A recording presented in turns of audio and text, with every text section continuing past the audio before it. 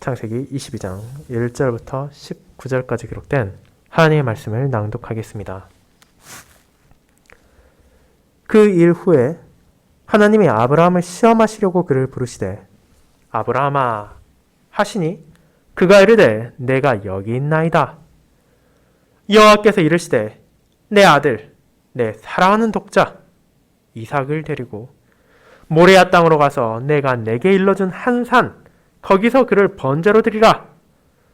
아브라함이 아침에 일찍 일어나 나귀의 안장을 치우고 두 종과 그의 아들 이삭을 데리고 번제에 쓸 나무를 쪼개어 가지고 떠나 하나님이 자기에게 일러주신 곳으로 가더니 제3일에 아브라함이 눈을 들어 그곳을 멀리 바라본지라. 이에 아브라함이 종들에게 이르되 너희는 나귀와 함께 여기서 기다리라. 내가 아이와 함께 저기 가서 예배하고 우리가 너희에게로 돌아오리라 하고 아브라함이 이에 번제나무를 가져다가 그의 아들 이삭에게 치우고 자기는 불과 칼을 손에 들고 두 사람이 동행하더니 이삭이 그 아버지 아브라함에게 말하여 이르되 내 아버지여 하니 그가 이르되 내 아들아 내가 여기 있노라. 이삭이 이르되 불과 나무는 있거니와 번제할 어린 양은 어디 있나이까? 아브라함이 이르되 내 아들아 번제할 어린 양은 하나님이 자기를 위하여 친히 준비하시리라 하고 두 사람이 함께 나아가서 하나님이 그에게 일러주신 곳에 이른지라.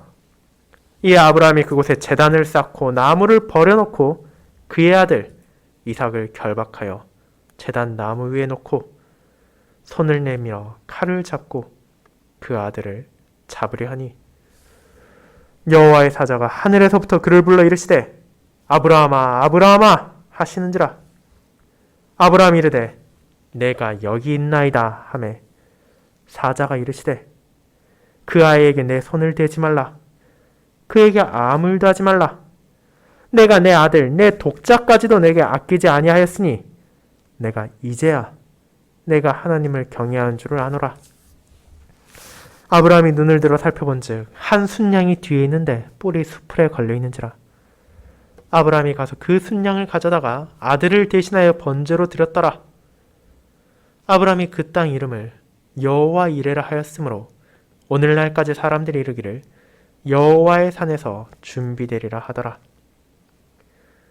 여호와의 사자가 하늘에서부터 두 번째 아브라함을 불러 이르시되 여호와께서 이르시기를 내가 나를 가리켜 맹세하노니 내가 이같이 행하여 내 아들 내 독자도 아끼지 아니하였은즉 내가 내게 큰 복을 주고 내 씨가 크게 번성하여 하늘의 별과 같고 바닷가의 모래와 같게 하리니 내 씨가 그 대적의 성문을 차지하리라.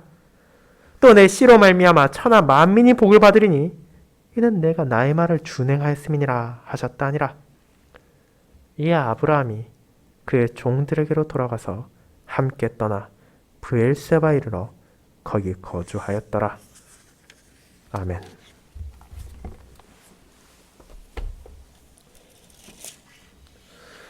설교 후에는 시편 66편 1절, 4절, 5절을 함께 찬송하도록 하겠습니다.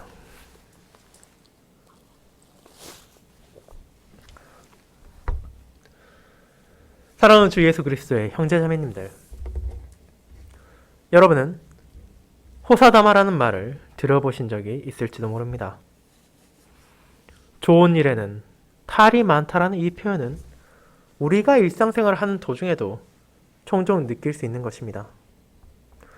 모든 일이 평안하고 만사가 형통해서 이대로만 계속되면 좋겠다고 생각하는 순간 사고가 터지기도 합니다.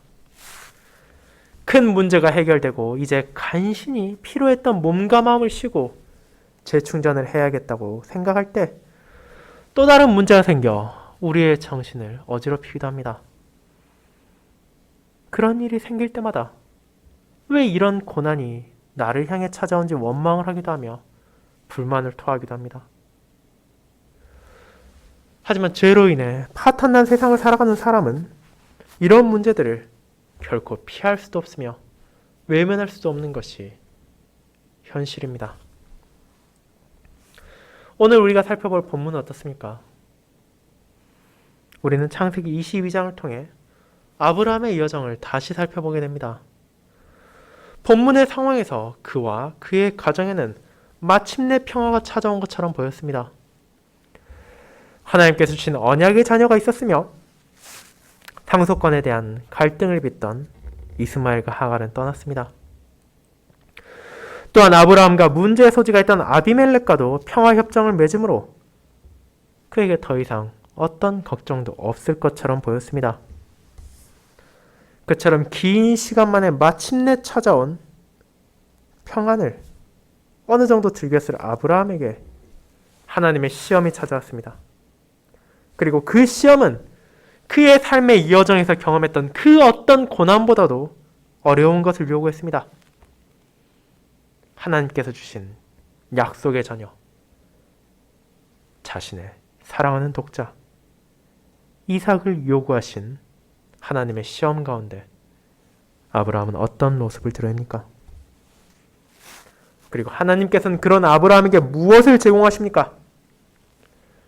우리는 오늘 본문을 통해 이 세상을 살아가는 동안 하나님께서 신자들에게 때로는 가장 어려운 것, 그들이 가장 아끼고 사랑하는 것을 요구함으로써 그들이 진정 누구를 경외하는지 시험하실 때도 있을 것이지만 그럼에도 그런 시험까지도 이길 힘을 오직 하나님께서 베푸신다는 것을 확인하게 될 것입니다. 이런 놀라운 복음의 진리를 다루고 있는 본문을 저는 여호와께서 제공하신다는 뜻을 가진 여호와 이레라는 표현을 인용하여 설교하고자 합니다. 그리고 아브라함에게 찾아온 시험의 의미와 그런 아브라함에게 베푸신 하나님의 은혜에 대해 두 부분으로 나누어 살펴보도록 하겠습니다. 첫 번째, 아브라함에게 가장 어려운 것을 시험하신 하나님에 대해 알아보겠습니다. 형제자매 여러분, 우리는 지난 몇 주간 아브라함의 서사를 살펴보았습니다. 그리고 작년 2월에 나누었던 창세기 12장부터 이어졌던 그의 기나긴 여정은 오늘의 본문에서 그 정점에 이릅니다. 하나님의 말씀을 통해 신자는 믿음의 선조인 아브라함이 어떤 삶을 살아오고 어떤 경험들을 하며 연단받았는지를 보게 됩니다. 그의 삶은 결코 행복과 평안으로 가득한 것이 아니었습니다. 많은 사람들이 그가 받은 물질적으로 드러난 은혜와 복만을 바라볼 때 신자는 그 과정에서 아브라함이 경험했던 수많은 육체적, 영적인 고난과 시험들을 외면할 수 없었습니다. 그는 어쩌면 일반 사람들이라면 단 하나도 견디기 어렵다고 느낄 만한 시험들을 받아왔으며 자신의 어리석음에 대한 회개, 혈육간의 문제를 마주했을 때의 슬픔을 끊임없이 마주해야 했습니다. 그렇게 잠시 그의 여정을 떠올려 보시기 바랍니다. 갈대아 우르 땅에서 살던 아브라함은 하나님의 부르심에 따라 자신의 고향이며 친지들이 살고 있는 곳이자 그의 아버지의 기업이 있는 땅을 떠나서 머나먼 가나안으로 향했습니다. 정작 가나안에 도착한 이후에도 그는 가뭄으로 인해 애굽으로 거류하기 위해 떠나야 했으며 그곳에서 아내인 사레를 바로에게 빼앗길 뻔하기도 했습니다. 하나님의 은혜로 다시 가나안으로 돌아온 그는 자신의 상속자로 여기며 아끼던 롯과 이별을 경험해야 했으며 그 지역의 왕들과의 전쟁을 경험하기도 했습니다. 하나님의 언약을 성취하기 위해 아내인 사레가 아니라 그녀의 여종인 하갈과 동침하여 마침내 육체의 아들 이스마엘을 얻고 기뻐했으나 전능하신 하나님으로부터는 그가 언약의 상속자가 아니라는 절망적인 선고를 듣기도 했습니다. 하지만 동시에 여호와의 능력으로 아브라함과 사라는 자신들이 비웃던 복음의 성취를 바라볼 수 있었습니다. 여호와께서는 이삭의 탄생을 통해 신실하심과 전능하심을 증거하시고 흔들리던 신자들의 믿음을 다시 붙잡아 주셨습니다. 그 은혜 가운데 그들은 비웃음과 조소가 아니라 참된 기쁨과 감사의 웃음을 가족들과 이웃들과 함께 나눌 수 있었습니다.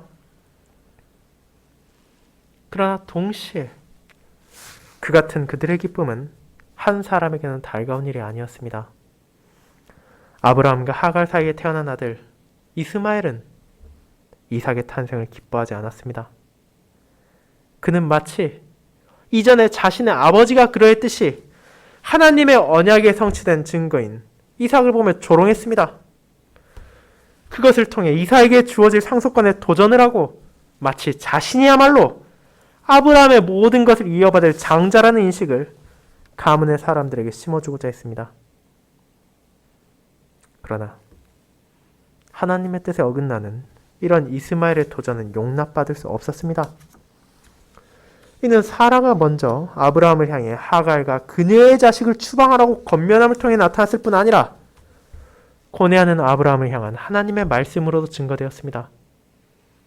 비록 이스마엘이 하나님의 능력을 온전히 신뢰하지 못한 자신의 어리석음을 나타낸다 할지라도 그는 여전히 아브라함의 아들이었습니다. 86이라는 늙은 나이에 찾아와 자신에게 수많은 기쁨과 즐거움을 주었던 사랑하는 자녀였습니다. 그런 아들을 어떻게 쉽게 저버릴 수 있겠습니까? 아브라함의 고뇌는 너무도 당연한 것이었습니다. 하지만 여호와께서는 비록 영원한 언약의 상속자는 이삭이며 그를 통해서만 아브라함의 씨가 이어질 것이나 이스마엘 또한 민족을 이루게 할 것이라는 약속을 통해 아브라함을 위로하시고 그가 혈육의 정에 이끌려 하나님의 뜻을 거스르지 않도록 돌보셨습니다. 그런 하나님의 위로 가운데 마침내 아브라함은 하갈과 이스마엘을 떠나보냈으며 이어서 자신의 종들과 우물로 인해 충돌했던 그랄 땅을 다스리던 아비멜렉과도 평화의 언약을 맺음으로 마침내 근심을 내려놓을 수 있게 되었습니다. 이것이 우리가 살펴볼 본문인 22장을 맞이하는 아브라함의 상황이었습니다. 약속된 아들인 이삭이 무럭무럭 자라나고 있었으며 언약의 상속권을 위협받은 이스마엘은 떠나 다른 곳에서 일가를 이루고 있었습니다. 한정된 우물로 인해 잠재적인 위협이 될 수도 있었던 아비멜렉과도 맹세를 했기에 평화가 찾아왔습니다. 더 이상 그에게는 가정 내 불화도 없고 이웃에 대한 근심을 할 필요도 없는 참된 평안이 마침내 주어졌습니다. 그렇게 그가 영원하신 여호와의 이름을 부르고 찬양했다는 것을 21장의 마지막 부분은 표현하고 있습니다. 그리고 이제 22장의 본문은 그 일 후에라는 1절로 시간이 경과됨을 보여줍니다. 이 표현이 마치 21장에서 시간적으로 바로 이어지는 것 같은 느낌을 줄 수 있지만 실제로는 최소한 10여 년 정도의 시간은 지난 상황으로 보입니다. 이삭은 더 이상 막 젖을 땐 갓난아기가 아니며 최소한 번제에 쓸 나무를 등에 짊어지고 산에 올라갈 수 있을 정도로 건장한 청소년은 되었기 때문입니다. 그런 상황, 평화로운 시간이 최소한 10년은 지나가 있을 때 이제 하나님께서 아브라함을 부르십니다. 그리고 그 하나님의 표현까지도 본문에 있는 독자들에게 긴장을 줍니다. 한국어 성경에서는 이해하기 어려울 수 있으나 히브리어 원문은 하나님 앞에 정관사를 붙임으로 그 하나님이라고 강조하며 어순 또한 일반적인 히브리어의 동사, 주어, 목적어의 순서를 따르는 것이 아니라 주어인 하나님을 먼저 나타내므로 이 시험의 주체가 누구인지를 분명하게 말합니다.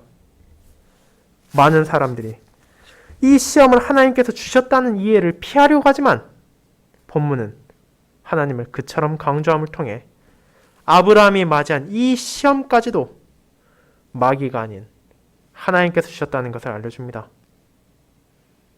또한 1절에 나오는 시험하다라는 동사를 하나님을 주어라는 표현은 이후 수백 년의 시간이 지난 출애굽기 15장까지도 나오지 않는 특별한 조합으로 시험의 목적이 무엇인지를 알려줍니다. 광야에서 불안정함과 현실적 어려움 가운데서 하나님의 법도와 율례에 감사하며 그분을 경외하며 순종해야 한다는 시험을 이스라엘 백성들이 받았던 것처럼 이제 아브라함은 그가 과연 하나님만을 두려워하고 그분을 경외하는지에 대한 시험을 받았습니다. 그렇게 그 시험은 결코 가벼운 것이 아니었습니다. 이 시험의 주체이신 하나님께서도 그 사실을 너무도 잘 알고 계셨습니다. 여러분이 과거의 설교를 되돌아보신다면 롯이 아브라함을 떠난 이후 하나님께서 그에게 어떤 말을 하셨는지 떠올릴 수 있을 것입니다. 사랑하던 롯을 떠나보내고 상심하던 아브라함을 향해 너는 눈을 들어 너 있는 곳에서 북쪽과 남쪽 그리고 동쪽과 서쪽을 바라보라고 창세기 13장 14절에서 그분은 말씀하셨습니다. 그리고 이때 부디 혹은 제발이라는 뜻을 가진 히브리어 표현인 나를 붙여서 사용하십니다. 물론 하나님께서 이 표현을 사용하실 때는 사람끼리 사용할 때와 달리 누군가를 향해 간청한다는 뜻은 아니지만 이를 통해 그 대상에게 인간의 이해를 뛰어넘는 뭔가를 하도록 요구하십니다. 그리고 그와 동일한 표현이 오늘 본문의 2절에 나타나므로 이 시험이 아브라함의 이해와 인간적인 상식으로는 도저히 받아들이기 어려운 것임을 보여줍니다. 이 시험의 구체적인 내용은 3단계의 목적을 걸쳐 강화됩니다. 그분께서는 단순히 이삭을 데리고 가라고 하지 않으십니다. 내 아들, 내 사랑하는 독자 이삭을 부르심으로 일반적인 것에서 점점 더 친밀한 것으로 구체화됩니다. 이는 하나님께서 아브라함을 처음 우르 땅에서 부르셨을 때 말씀하신 너의 고향과 친척, 아버지의 집을 떠나라는 것과 같은 방식을 사용하신 것입니다. 그처럼 그분께서는 아브라함에게 그저 아들을 데려가라고 말하지 않으셨습니다. 이삭은 분명 아브라함의 아들입니다. 하지만 이제 아브라함에게 있어서 그는 사랑하는 독자입니다. 그의 또 다른 아들 이스마엘은 이미 그의 손을 떠났고 아브라함의 씨는 하나님의 약속대로 이삭을 통해서만 이어질 것이기에 그는 진정 아브라함의 사랑하는 유일한 아들 독자였습니다. 그리고 마지막으로 그 아들을 이삭이라 부르십니다. 우리가 이미 알고 있는 것처럼 이삭이라는 이름은 아브라함의 뜻에 따라 아무렇게나 지어진 이름이 아닙니다. 이는 하나님께서 직접 지어주신 이름이며 그야말로 아브라함과 사라가 하나님의 약속의 성취로 받게 된 약속의 자녀를 나타내는 것이었습니다. 이런 방식을 통해 아브라함에게 시험에 사용할 대상을 강조하신 하나님께서는 대체 무엇을 요구하십니까? 그를 모리아 땅으로 데리고 가서 그분이 말하신 산에서 번제로 드리라고 요구하십니다. 이 가혹한 시험이 정말 하나님께서 준 것이 맞는지에 대해 의문을 가질 사람들이 있기에 1절은 하나님을 주어로 강조했습니다. 그리고 이 시험은 마치 하나님의 다른 말씀과도 상충하는 것처럼 들립니다.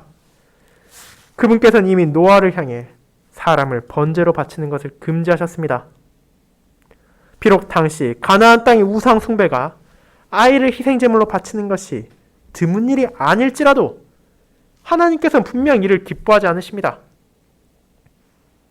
그렇게 아버지를 향해 아들을 제물로 바치란 이 명령은 앞서 언급된 것처럼 시험의 목적을 가지고 있다는 것을 우리는 잊어서는 안 됩니다. 하나님께서는 이를 필요로 하지도 않으시고 기뻐하지도 않으시지만 이 시험을 통해 아브라함의 믿음을 드러내고자 하신 것입니다. 그 시험을 받은 아브라함은 담담히 그에 따라 준비를 합니다. 그가 고민하고 고뇌했을 것이지만 본문은 그의 감정에 집중하는 대신 그의 행동을 바라보게 합니다. 하나님께서 명하신 모리아 땅은 아브라함이 거하던 곳에서 3일 정도의 거리에 있었습니다. 그리고 이것 역시 하나님의 시험의 일부였습니다. 그저 그가 거하던 곳에서 이삭을 죽여 번제를 드리려고 함으로써 순간적으로 눈을 질끈 감고 충동적으로 순종하는 것이 아니라 아브라함이 자신이 맞이한 상황, 그 시험의 뜻을 끊임없이 생각하고 이해하고 나서도 믿음을 증가하길 바라신 것입니다. 그렇게 아브라함은 두 종과 이삭과 함께한 3일의 여정간에 끊임없이 하나님의 뜻이 무엇인지를 떠올렸을 것입니다. 그리고 마침내 하나님께서 말씀하신 모리아 땅에 이르렀을 때 그가 얻은 답이 무엇인지를 우리는 종을 향한 아브라함의 말을 통해 깨닫게 됩니다. 아브라함은 이제 종들에게 다음과 같이 말합니다. 너희는 나귀와 함께 여기서 기다리라. 내가 아이와 함께 저기 가서 예배하고 우리가 너희에게로 돌아오리라. 이 짧은 두 문장 안에 아브라함의 믿음이 고백됩니다. 이때 아브라함은 앞으로 무슨 일이 일어날지 알 수 없었습니다. 그는 오직 하나님께서 이삭을 번제로 드리라고 한 것만 알았으며 그에 순종할 것입니다.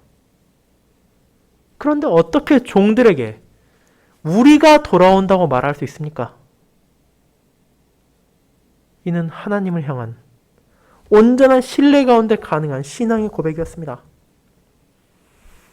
아브라함은 하나님의 약속을 믿었으며 그분의 신실함과 전능하심을 알고 있었습니다.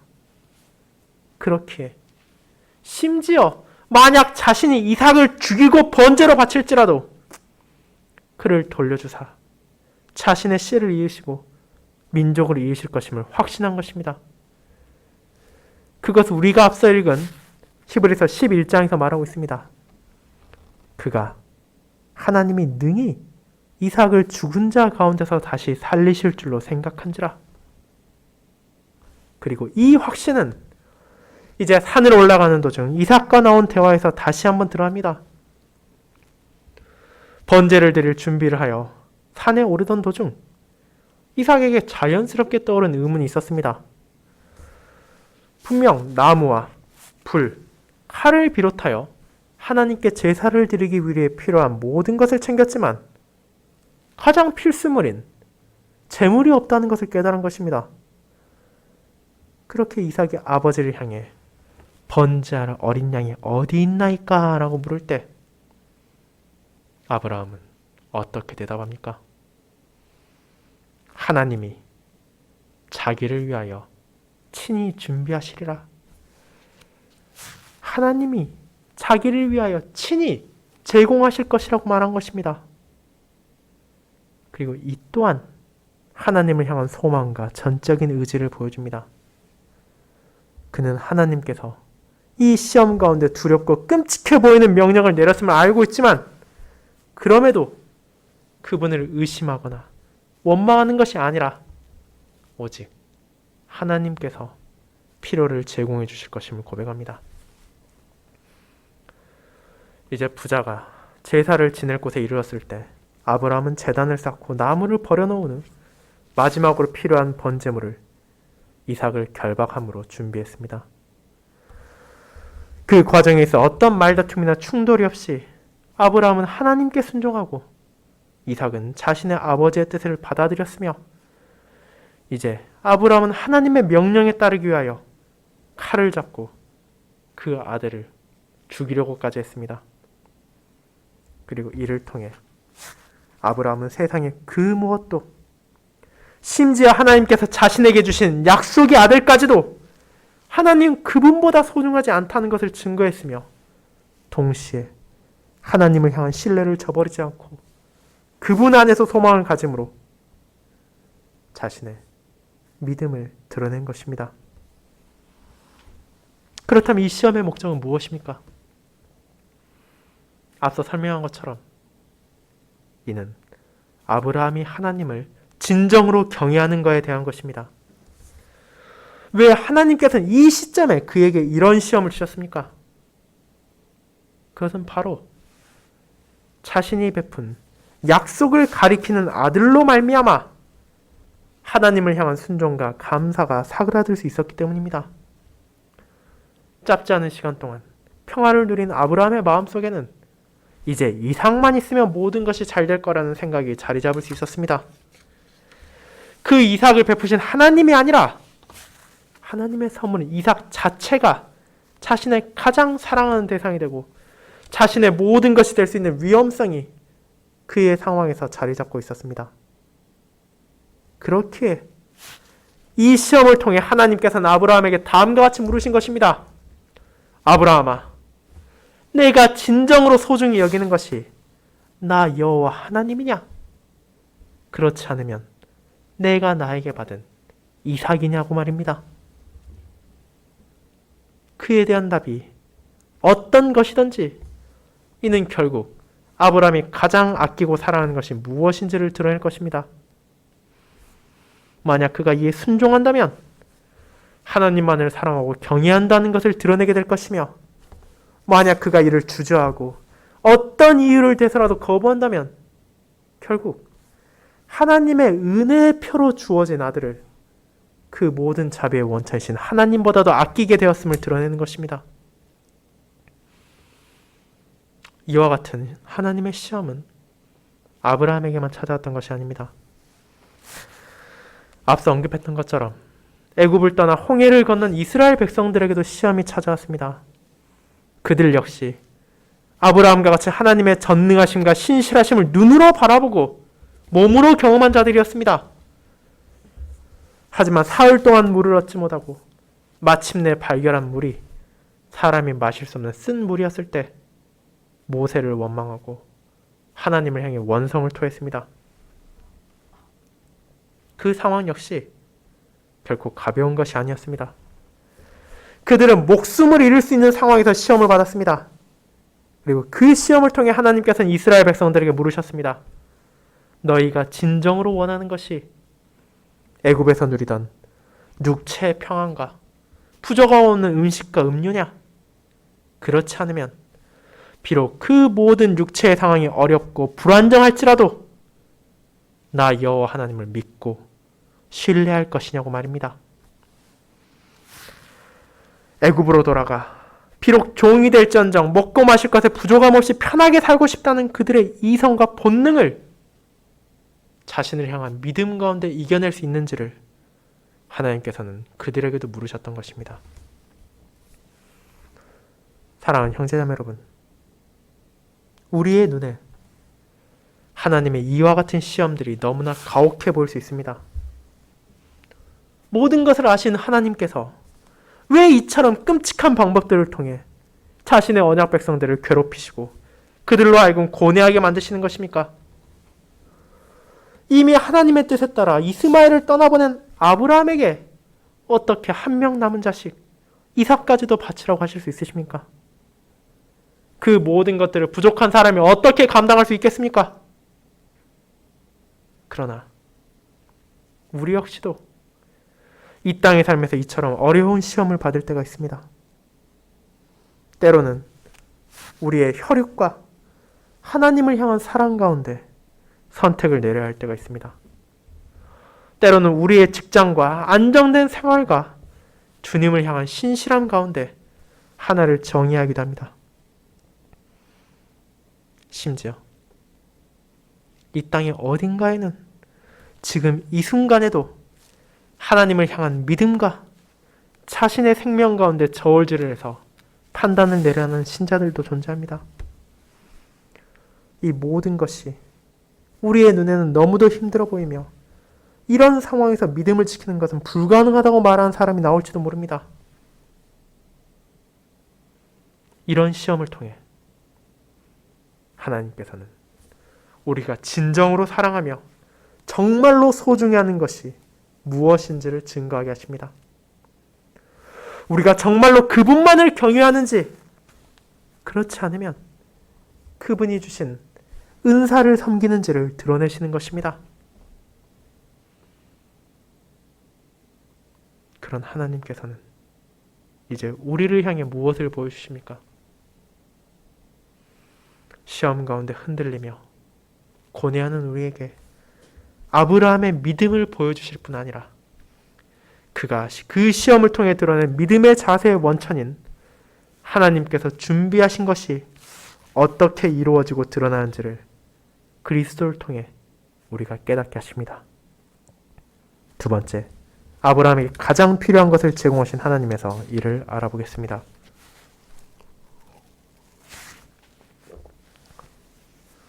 성도 여러분, 이제 우리는 아버지가 아들을 제물로 바치기 위해 죽이려고 하는 절체절명의 상황에서 어떤 일이 일어나는지를 보게 됩니다. 하나님께서 정녕 아브라함이 그 일을 행하게 내버려 두십니까?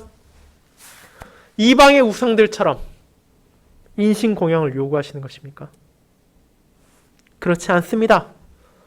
오히려 하나님께서는 이제 자신의 아들을 향하는 아브라함의 칼을 멈추시고 그에게 가장 필요로 했으며 그가 가장 소망했던 것, 번제할 제물을 스스로 제공해 주시며 세상에 무엇보다도 하나님을 사랑하고 경외한다는 것을 증거한 아브라함을 향해 다시 한번 언약의 축복을 약속하심을 우리는 보게 됩니다.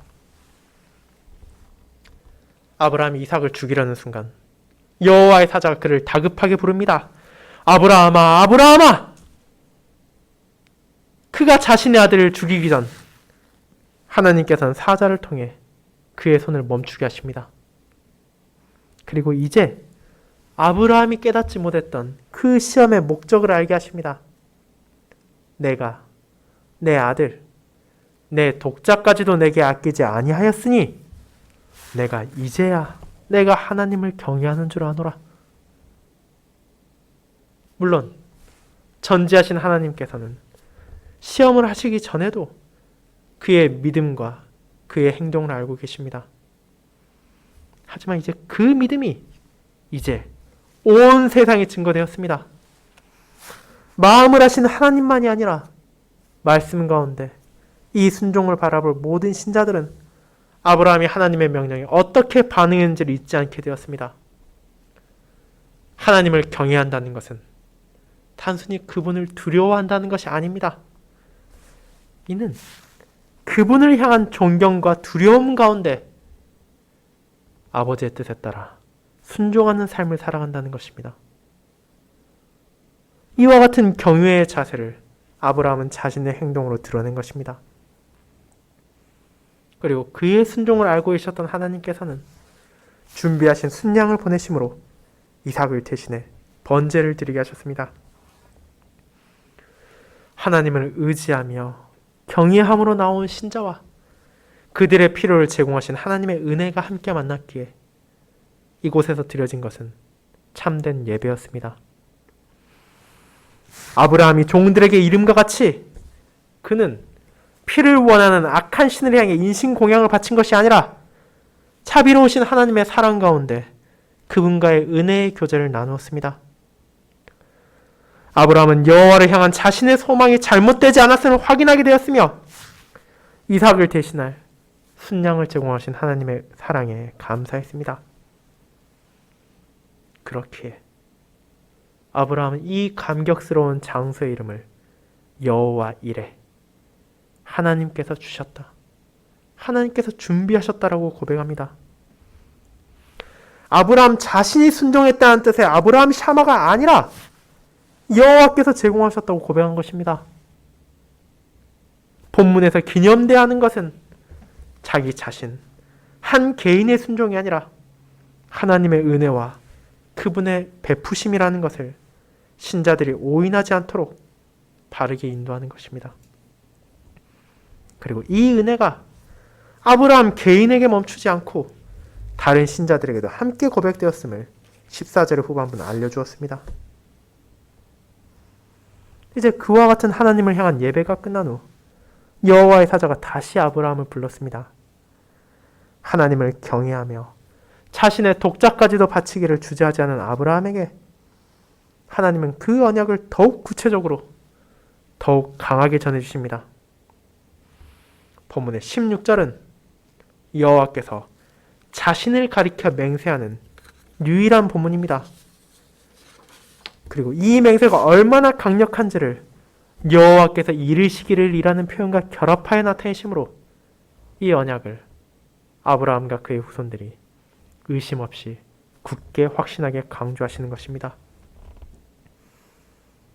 이 언약은 여호와께서 아브라함에게 마지막으로 주신 것입니다. 언약에서 결코 떼어놓을 수 없는 약속과 요구의 관계 가운데 아브라함이 증거한 순종으로 말미암아 여호와께서는 이전에 주었던 약속을 더욱 구체하여 주시고 분명하게 보증해 주십니다. 이에 그의 가족들은 하늘의 별과 같고 바닷가의 모래 같게 될 것입니다. 그의 자손들이 하나의 민족으로 이루는 정도를 넘어 헤아릴 수 없이 많아질 것이며 그들이 어떻게 유업을 받게 될 것인지도 드러납니다. 이삭을 통해 이어질 아브라함의 씨는 대적들의 성문을 차지할 것입니다. 그의 자손들에게 약속되었던 기업이 가나안의 이방인들을 정복함으로 성취될 것임을 이제 아브라함은 알게 되었습니다.